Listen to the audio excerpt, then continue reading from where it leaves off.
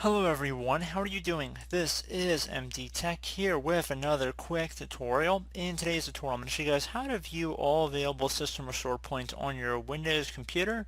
So it should hopefully be a pretty straightforward process here. And without further ado, let's go ahead and jump right into it. So we're going to go ahead and start by opening up the Start menu. Just type in System Restore. Best match to go back with Create a Restore Point. Go ahead and left click on that one time.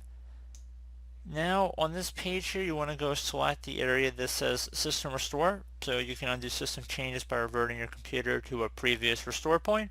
So go ahead and select that. Select the next button, and now you're going to have a complete list here of all your system restore points. So it'll tell you the date and time of the restore point, as well as if there was a description of the update of the restore point. So if it was manual or not, it'll say it over here.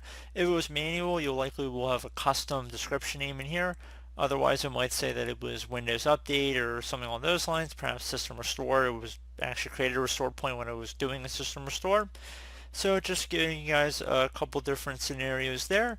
So pretty straightforward process here, guys. If you wanted to restore back to either one of them, just go ahead and select it and select the next button. So pretty cool.